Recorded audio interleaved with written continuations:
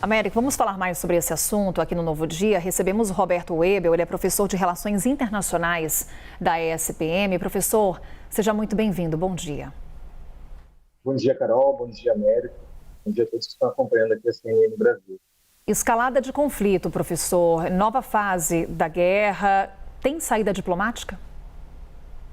Olha, Carol, Américo, muito difícil nesse momento atual a gente prospectar uma possibilidade de uma saída diplomática.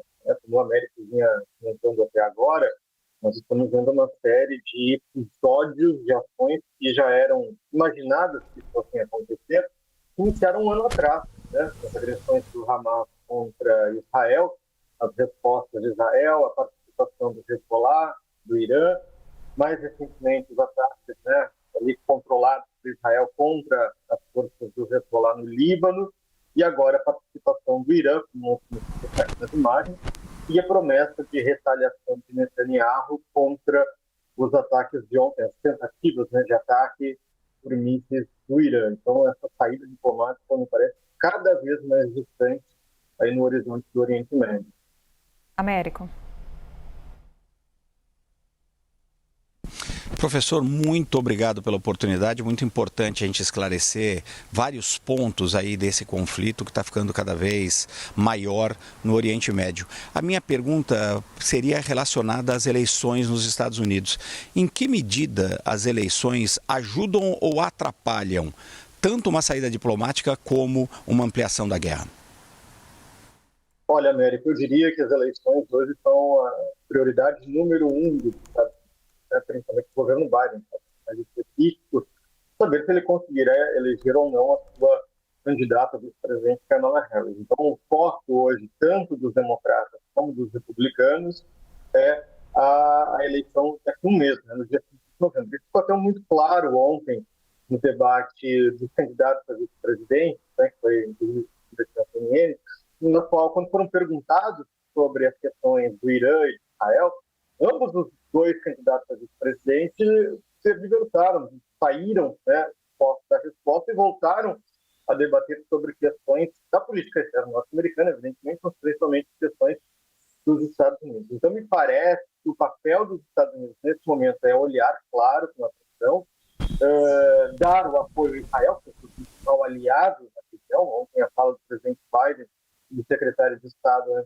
foram muito claras nesse sentido, né? Mas ainda será as eleições. Após as eleições, dependendo de quem for o vencedor ou a vencedora, a gente pode talvez ter uma mudança de rumo, mas aí temos que aguardar um visto para poder qual será a posição de fato dos Estados Unidos em relação a esse conflito. Professor, quando a gente olha para essa capacidade militar de Israel, é inevitável também olharmos para o quanto de recursos os Estados Unidos injetam em território israelense. Podemos dizer que essa resposta de Israel, de quando, como e onde ela vai acontecer, depende muito de uma decisão do governo dos Estados Unidos? Ou, diante de fatos recentes, Benjamin Netanyahu é quem vai determinar os rumos dessa guerra? Olha, Carol, eu acredito que hoje Israel tem um certo grau de autonomia, né? Ontem, inclusive, do funcionamento do próprio plano de guerra, que tem um custo muito grande para derrubar cada um daqueles mísseis que nós vimos nas imagens. Então, Israel ele consegue ter esse grau de autonomia.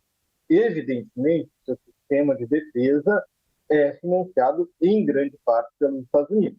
A grande questão é que os Estados Unidos continuam injetando recursos financeiros para a manutenção desse programa israelense. Os Estados Unidos, vale lembrar, tem também um olhar estratégico para a região do Oriente Médio com os seus dois principais parceiros, que são Israel e Arábia Saudita. E é importante para o governo norte-americano que esses dois países consigam, né, se autoproteger, se defender, digamos assim, para fazer frente aos avanços do Irã e de outros países que eles consideram, abre aspas, desestabilizadores da região, como o Iêmen, a Síria, o próprio Irã, enfim, o Afeganistão, agora comandado sob o regime do Talibã novamente. Então, há uma continuidade, uma manutenção desse suporte financeiro e, eu diria também, tecnológico e logístico para o Estado de Israel. Hoje, boa parte da indústria de defesa dos Estados Unidos, que é aí uma das bases da economia norte-americana, ela depende das vendas, das exportações para o Estado de Israel. Então, é uma relação, eu diria, até de uma interdependência entre os dois países nesse sentido. Professor, se a gente fala aqui sobre os Estados Unidos, né, como um aliado de Israel, quando olhamos para o Irã, há aliados como Rússia e China. Qual é o papel desses países no conflito que estamos acompanhando? Eu faria uma análise dividindo os dois países. Né? No caso da China, um posicionamento muito mais pragmático com relação ao Irã.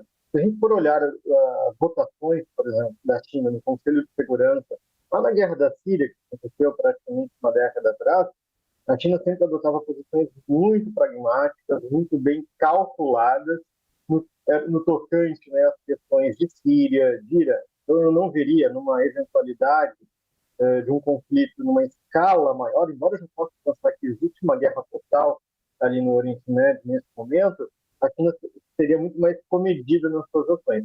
Já a Rússia, eu acho que nós temos um grande ponto de interrogação, haja visto duas questões.